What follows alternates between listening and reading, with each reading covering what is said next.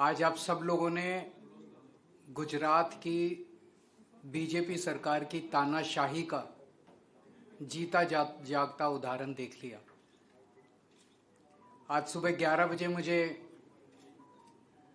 गुजरात की राजकोट में जो जेल है, राजकोट की जेल में बंद किसान नेताओं से, किसानों से मिलने के लिए जाना था। मुझे उनसे मिलने के लिए नहीं जाने दिया गया। आप सोच सकते हैं कि इससे बड़ी तानाशाही और क्या हो सकती है। मैं कोई आतंकवादी हूं? मैं कोई क्रिमिनल हूं? और जो लोग जेल में बंद हैं वो लोग किसान हैं, हमारे देश के नागरिक हैं। वो लोग कोई क्रिमिनल नहीं है, वो लोग कोई अपराधी नहीं है। मैंने कल अप्लाई किया था जेल में मिलने के लिए, लेकिन आज मुझे सुबह सुबह मैसेज आया कि आपको उनसे मिलने की इजाजत नहीं है। मैं सोच रहा था, अंग्रेजों ने जब भगत सिंह को गिरफ्तार किया था, भगत सिंह को भी उसके साथियों से जेल में मिलने की इजाजत मिला करती थी। भगत सिंह को भी, उनके साथियों को भी कभी भगत सिंह से मिलने से रोका नहीं गया। क्या इसी के लिए हमारे स्वतंत्रता सेनानियों ने लड़ाई लड़ी थी आजादी की कि एक दिन ऐसी सरकार आएगी जो कि अंग्रेजों से भी ज्यादा बदतर होगी, अंग्रेजों से भी ज्यादा क्रूर होगी, अंग्रेजों से भी ज्यादा अत्याचारी होगी। 2 महीने पहले हड़दड़ के अंदर जो किस्सा हुआ, किसान, आज गुजरात एक खेती प्रधान देश है। बहुत से लोग, 50% से ज्यादा लोग किसानी के ऊपर अपना जीवन यापन करते हैं। 54 लाख किसान परिवार गुजरात के अंदर किसानी पे अपना जीवन यापन करते हैं। आज किसानों का बुरा हाल है, किसान बहुत दुखी हैं। ना बीज मिलता है, खाद के लिए लंबी लंबी लाइनें लगी पड़ी हैं जगह जगह, बहुत ज्यादा मशक्कत करनी पड़ती है, लड़ाई झगड़े होते हैं। कर्जा प्रथा के खिलाफ हड़दड़ में जब 2 महीने पहले इकट्ठे हुए किसान, उनको पूरे दाम नहीं मिलते, अपने फसलों के दाम नहीं मिलते। कुछ लोग उनके साथ नाइंसाफी करते हैं, अन्याय करते हैं। किसानों को 1500 के अंदर डील होती है, 1200 रुपए देते हैं। जब इस कर्जा प्रथा के खिलाफ किसान हड़दड़ में इकट्ठे हुए तो किसानों के ऊपर इस अत्याचारी सरकार ने, भारतीय जनता पार्टी की सरकार ने लाठियां बरसाई, आंसू गैस के गोले छोड़े, निर्दोष किसानों के घर में घुस घुस के उनके परिवार के लोगों को, निहत्थे लोगों को, शांतिपूर्ण तरीके से अपनी मांग कर रहे लोगों को उनको गिरफ्तार किया। 88 किसानों को गिरफ्तार किया, फर्जी मुकदमे किए, फर्जी एफआईआर किए। 2 महीने से वो किसान जेल में हैं। उनमें से 42 की बेल हो गई है, बाकी लोगों की बेल एप्लीकेशन है। और जिस दिन बेल की सुनवाई होती है उस दिन पुलिस वाले नहीं पहुंचते कोर्ट में। तो जानबूझ के, इसका मतलब जानबूझ के आप उनका मनोबल तोड़ना चाहते हो। तो आज किसान दुखी है बुरी तरह से। कल मैं उन किसान परिवारों से मिला जिनके बच्चे या तो जेल में हैं या जेल से छूट गए। उनकी कहानियां सुनिए, सुन के आपको रोना आएगा। उन्होंने बताया कि पहले 24 घंटे जब उनको गिरफ्तार किया गया, उनको 24 घंटे तक पीने का पानी नहीं दिया गया, उनको खाने के लिए कुछ नहीं दिया गया। पुलिस के अंदर उनकी पिटाई की गई। क्या चाहती है बीजेपी? उनका मनोबल तोड़ना चाहती है। मैं इन्हें कहना चाहता हूं, भगवान से डरो।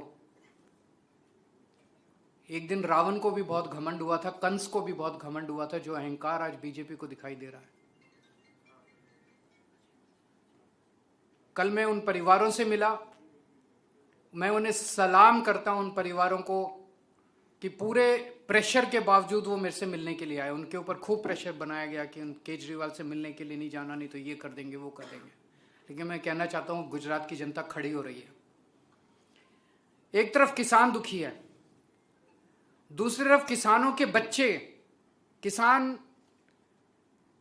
ब्याज पे लोन लेके अपने बच्चों को पढ़ाता है। मैंने कई वीडियो देखे हैं गुजरात के बच्चों के, कई कई लाख रुपए का लोन लेता है, बच्चों को शहर भेजता है, सूरत भेजता है, अहमदाबाद भेजता है, कोचिंग कराता है, पढ़ाता है, और पढ़ने के बाद फिर पेपर लीक हो जाता है। जब पेपर देने की बारी आती है पेपर लीक हो जाते हैं।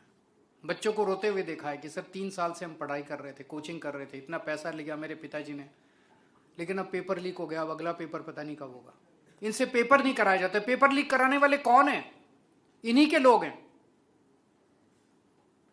बच्चे बेरोजगार घूम रहे हैं, इनसे रोजगार नहीं दिया जा रहा, पेपर लीक हो रहे हैं, तो बच्चों को बर्बाद कर दिया। अब वो बच्चे अपनी आवाज ना उठाएं, इसलिए पूरे गुजरात के अंदर ड्रग्स बेची जा रही हैं। पूरे गुजरात के आज आपको गली गली के अंदर नशा ड्रग्स मिलेंगे, गली गली के अंदर ड्रग्स मिल रही हैं। बच्चों को ड्रग्स के अंदर धकेला जा रहा है। गुजरात के हर परिवार को पूरी तरह से बर्बाद किया जा रहा है इस सरकार के द्वारा। पर मुझे लगता है ये इनके आखिरी दिन है। पूरे गुजरात के लोग अब इकट्ठे हो रहे हैं। कल मुझे पता चला जिन किसानों को, किसान के परिवार के लोगों को गिरफ्तार किया गया, उन गांव के लोगों ने हिम्मत करके पूरे गांव ने उनके खेत को जोता है। जैसे गांव के अंदर अगर एक किसान परिवार को गिरफ्तार किया तो उसके खेत में काम करने वाले लोग नहीं थे, तो पूरे गांव के लोगों ने इकट्ठा करके उसके खेत को जोता है। अब लोग इकट्ठे हो रहे हैं, इनकी आवाज। आज गुजरात के अंदर 2 चीजें खुलेआम बिकती हैं, एक ड्रग्स और एक सड़क पे गड्ढे। 30 साल के बाद आज इन्होंने जो गुजरात का हाल कर दिया है, अब इसको खत्म करने का समय आ गया है। अभी तक लोगों के पास विकल्प नहीं था, क्योंकि कांग्रेस और बीजेपी दोनों मिले हुए हैं, दोनों के जॉइंट धंधे हैं, दोनों मिले हुए हैं, दोनों खुश हैं। कांग्रेस चाहती नहीं कि बीजेपी की सरकार जाए गुजरात से, लेकिन अब विकल्प है लोगों के पास। घर घर के अंदर आज बात हो रही है, आम आदमी पार्टी की बात हो रही है। आज आम आदमी पार्टी के नेताओं को, गोपाल इटालिया, यशोदान गढ़वी, राजू करपड़ा, प्रवीण राम, चैतर वसावा, मनोज सोरठिया, बहुत सारे नेता हैं हमारे जिनके तरफ लोग बड़ी उम्मीद के साथ देखते हैं।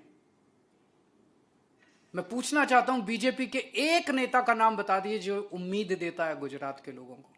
मैंने इतने सारे नेताओं को, और भी बहुत नाम है, आम आदमी पार्टी के इतने सारे नेताओं के नाम मैंने गिनाए जिनको लोग बहुत उम्मीद के साथ देखते हैं। ये लोग हमारे जब नेता बोलते हैं तो लोग सुनते हैं। बीजेपी के गुजरात के एक नेता का नाम बता दीजिए गुजरात के अंदर जिसको लोग उम्मीद से देखते हैं कि वो गुजरात को ठीक कर देगा।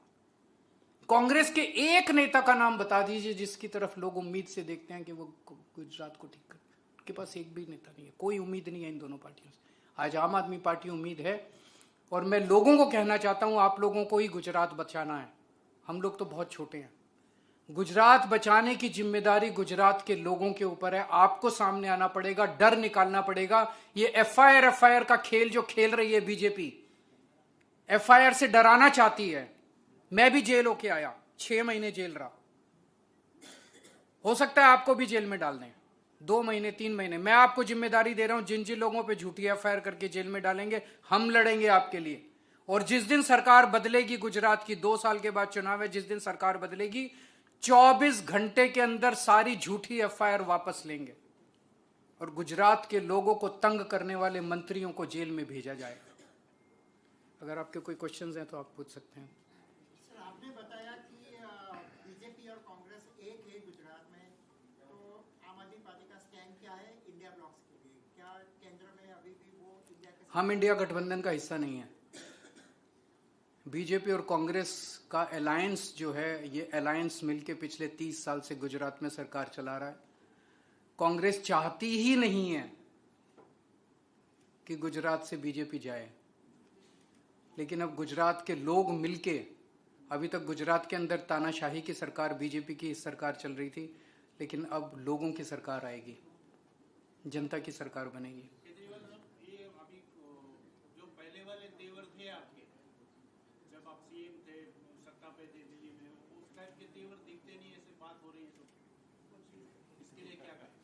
मेरे तेवर में कौन सी कमी नजर आई अभी आपको?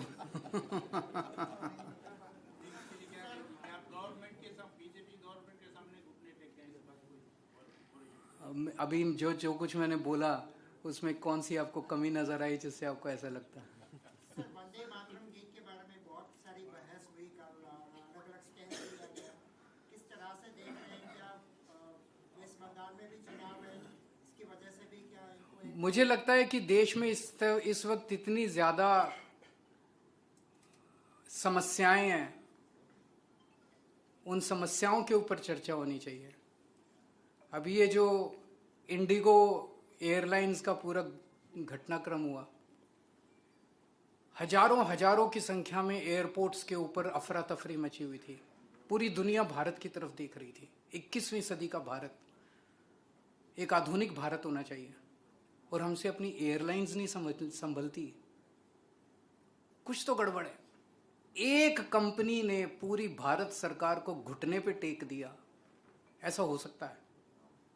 तो या तो भारत सरकार निकम्मी है, उनको सरकार चलानी नहीं आती है, और या मिली हुई है। मुझे दूसरा ज्यादा नजर आता है, मिली हुई है। ये जो इंक्वायरी बिठा दी, अब एक कमेटी बिठा दी, बेवकूफ बना रहे हैं, आंखों में धूल झोंक रहे हैं। बहुत बड़ा स्कैम है ये, बहुत बड़ा स्कैम। 2 साल के बाद आप आएंगे तो कितनी सीट लेके आएंगे गुजरात? हाँ, सरकार बनाएंगे, आप चिंता मत कीजिए, बहुमत से सरकार बनाएंगे।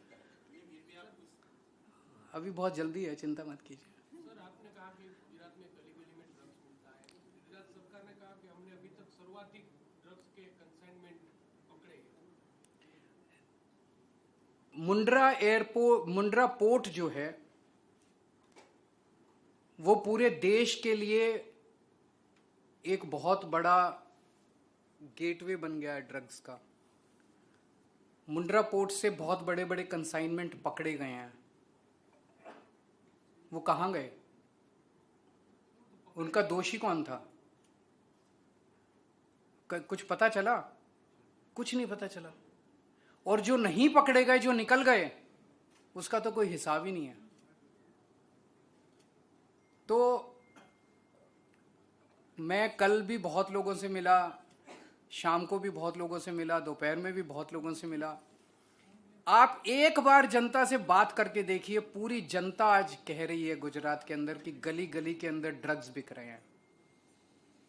पूरे के पूरे गुजरात के युवाओं को अंधकार में भविष्य की ओर, उनका भविष्य अंधकार में होता जा रहा है। गुजरात सरकार क्या कर रही है? क्या गुजरात सरकार की मिली भगत के बिना ये हो सकता है? नहीं हो सकता। आज पंजाब को देख लीजिए। पंजाब में जब हमने सरकार संभाली थी, गली गली के अंदर नशा बिकता था, गली गली में ड्रग्स बिकते थे। वहां पे नशा बेचने वालों के घर तोड़े जा रहे हैं बुलडोजर से। टीवी के ऊपर आपने, सोशल मीडिया पे भी देखा होगा, बुलडोजर से उनकी बिल्डिंग्स तोड़ी जा रही है। उनको पकड़ पकड़ के 25,000 से ज्यादा नशा बेचने वालों को, ड्रग्स बेचने वालों को गिरफ्तार किया हम लोगों ने। अगर हम कर सकते हैं, हमारी नीयत साफ है, तो गुजरात में भी हो सकता है। गुजरात में क्यों नहीं हो रहा? किसी को पकड़ा जाता है? नकली शराब बिकती है, किसी को पकड़ा जाता है? कोई नहीं पकड़ा, खुलेआम बिक रही है। क्यों? करने वाले इनके साथ मिले हुए हैं। सर, गोवा की नाइट में भी 25 से ज्यादा लोगों की मौत भी हो गई। ऐसा कैसे हुआ कि गोवा के अंदर जो क्लब के मालिक थे वो भाग गए, रातों रात भाग गए, और उसी फ्लाइट से भाग गए जिस फ्लाइट ने इनको ब्लैकमेल किया, इंडिगो से।